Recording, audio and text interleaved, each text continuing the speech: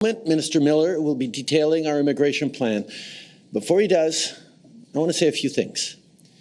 Canadians are justifiably proud of our immigration system. It has made our economy the envy of the world.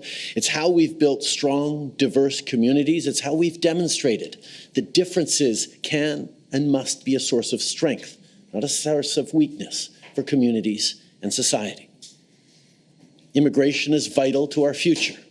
And as a federal government, we have to make sure that that pride, that faith in immigration is not undermined.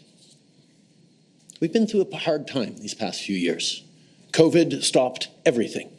When we started to emerge from it, workers were in short supply, things we needed weren't going to market, and prices started going up. So we acted.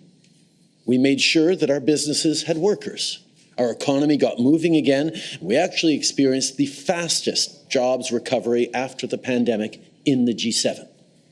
Now, it is time to make the adjustments to stabilize the immigration system that we need and get it working right for Canadians for right now.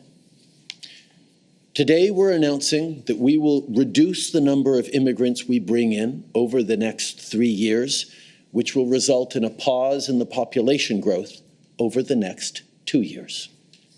Aujourd'hui, on annonce qu'on réduira le Today, nombre we're announcing that d'immigrants we will qu'on be accueille reducing the number of immigrants we take in the next 3 years, and this will bring a pause to population growth in the next 2 years. This builds on our previously announced measures to cap international student permits and reform the temporary foreign worker program, all of which we are implementing with a single aim: stabilize our population growth to give all levels of government time to catch up.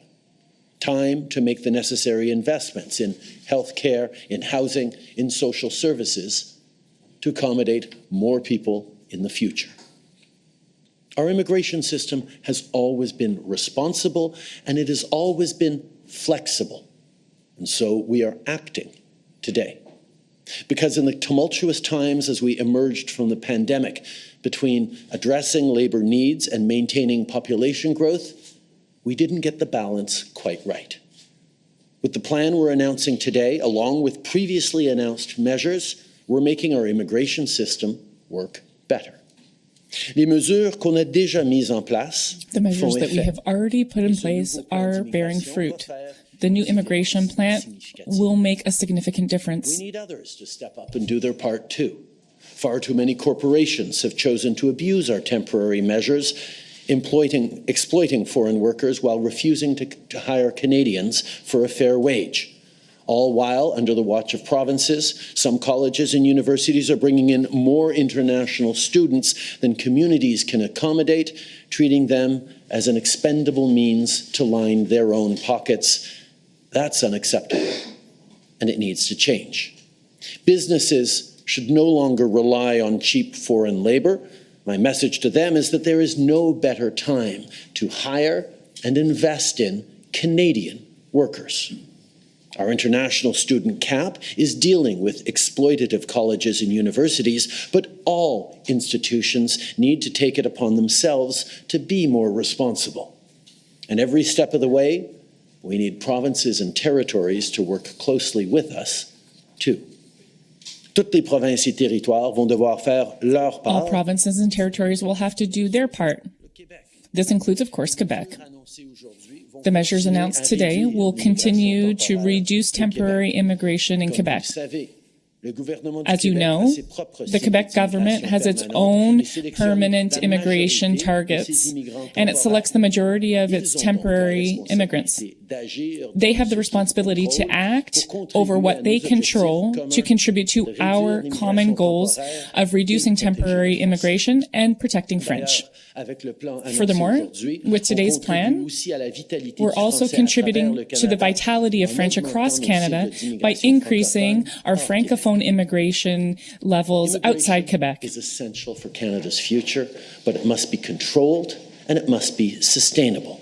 With today's annual immigration plan, that is precisely what we're doing. Thank you all for being here this morning. Merci. Je passe maintenant la parole au ministre I'll pass the floor to Minister Miller.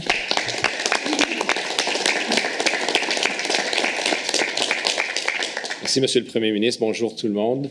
Hi, everyone. Good morning, everyone. Glad to be here with you in Ottawa on the traditional territory of the Algonquin people. I want to develop a little on what the Prime Minister just said. Indeed, immigration is indispensable, has been indispensable to the creation and the identity of this country, indispensable to its future. As mentioned in our recent history, it was key to increasing our gross domestic product, net entrance into the workforce, particularly coming out of COVID, even going into COVID. We had labor shortages, provinces clamoring for immigration measures to bring in more people, and we acted swiftly. Thanks to that, as the IMF has noted, we prevented a recession, and I think that's important to realize when we look at some of the measures today to stabilize the immigration system. Ce qui est clair, et ce que le Premier ministre a dit très clairement, c'est que what is clear, as the Prime Minister said, is that we are a country that needs immigration, given the reality of today's population. When I was young, when I was born, the ratio of people who were working versus retired was near 7, but now we need to freeze these levels. In this context, controlled and well-managed immigration is necessary by the federal government. We are also aware of the pressures that this places on provinces and civil society. We're aware of the challenges emphasized by the economists, but we know that immigration is important and it needs to be done in a reasoned manner. But there are challenges when it comes to affordability, our infrastructure, whether that's healthcare or schools. It's clear that we need an immigration system that is tied to needs and capacity of the provinces and the government's capacity to react to these changes. Permanent immigration targets. This plan is probably the first of its kind insofar as it integrates and responds to a lot of criticisms that we've received in the past.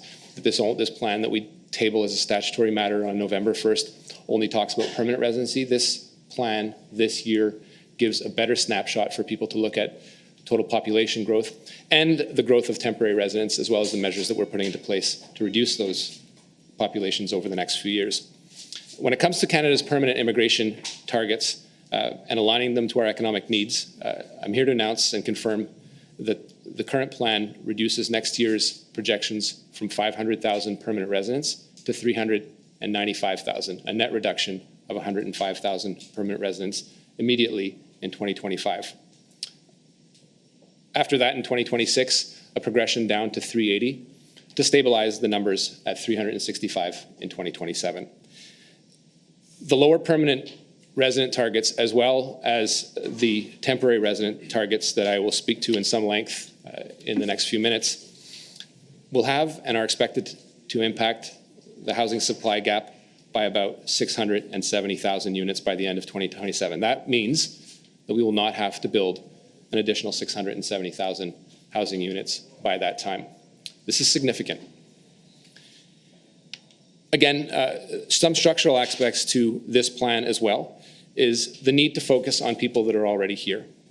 It means that according and consistent with our plan, over 40% of permanent residents will come from the temporary residents that are already in Canada. These people are a young labor pool, they're skilled, they're here, they've begun their process of integration, and it doesn't place the additional demands on the housing, healthcare, and social services that we see with someone that comes directly from another country.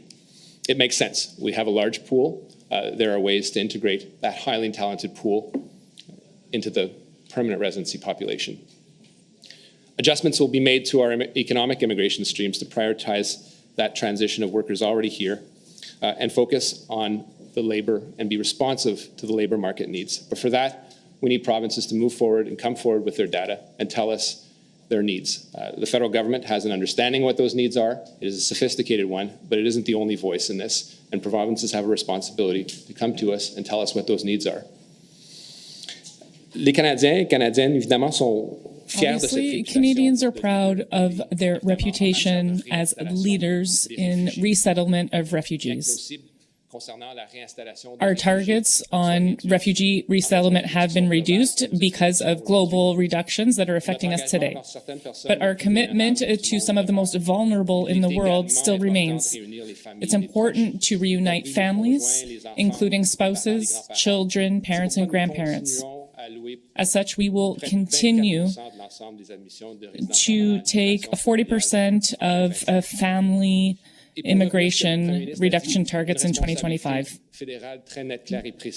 We have a clear and precise federal responsibility to ensure that our Francophone communities outside of Quebec can receive the number of immigrants that they need in order to allow the community to continue to expand and retain its vitality.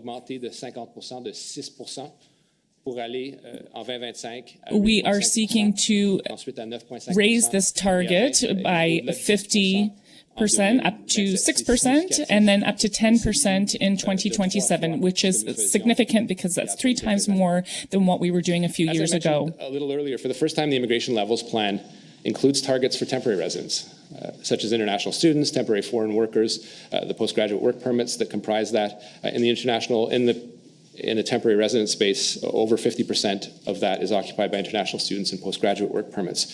So the measures that we instituted a little less than a year ago are ones that are important to highlight the success of.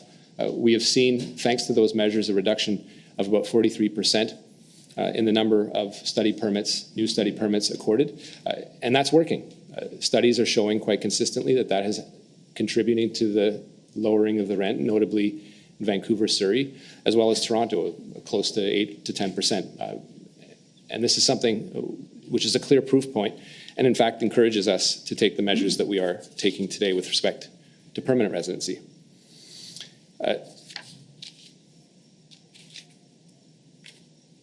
The caps that we put in place are not measures that we took lightly, nor are the measures taken today ones that we're taking lightly without reflection. We are an open country, but not everyone can come to this country. Permanent residency is something that we hold dear. It has a value, as does Canadian citizenship. We've been a very generous country and will continue to do so. The numbers that we announce today roughly take us to back to a very ambitious plan that was put forward in about 2020. It reflects the fact that we have and we will continue to listen to Canadians. That's something that's important because the people standing behind me today are people that have been speaking to their constituents, have been speaking to economists, have been speaking to universities and institutions, and listening to their own families. And they've said consistently that while we are still and continue to be an open country, that volume that we have put forward is something that is of concern. And indeed, the latest Environics poll says as much. There are limits to governing by poll, and this is something that took some reflection over the last year. When I spoke to economists, they said clearly that their range of permanent residency needed to be reduced, but there wasn't unanimity as to what it was. It was about 350 to 450,000 for next year. This is somewhere in the middle, and I think it respects a responsible plan to grow immigration, while the net effect is a pause on the population growth. It is something that shows that we're listening to Canadian, shows that we have a controlled immigration plan that we can be proud of. One final point that I think is really important for the number crunchers out there, and I know there are indeed a few, the temporary measures that we have taken, including the ones that Minister Boissonnault has announced, are expected to result in a reduction of Canada's temporary resident population of 445,000 in 2025, an additional 445,000 in 2026, and perhaps a modest increase of 17 in 2027. Those are the numbers that we are factoring in as we look at the impact on the need to build housing units, but also the ones we look at when we look at the overall mix and the plan to reduce the temporary resident population from 7 to 5%. One final note on regularization, and I know this was an important mandate of our government. It has become quite clear over the last year that there is no consensus on a mass regularization program, despite the fact that people in Canada continue to be Canadian, except for everything but in name. When looking at this regularization program, we looked at the impact that this could have on deploying it in a short period of time and making sure that it is a success that makes sense and is fair for everyone. It doesn't mean we've left these people behind. We are prepared to institute a smaller program in number to make sure that we are targeting important aspects of the economy, whether it's construction or healthcare, to regularize some folks that, again, should be Canadian by right and aren't today.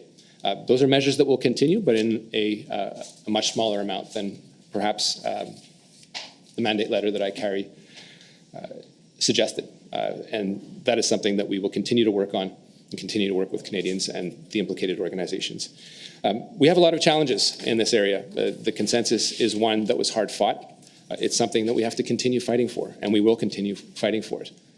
But today with this plan, we're proposing a managed migration plan that puts control in the federal government over the numbers of people coming to this country and will contribute to a positive future for all Canadians and one where we can serve both immigrants and Canadians better.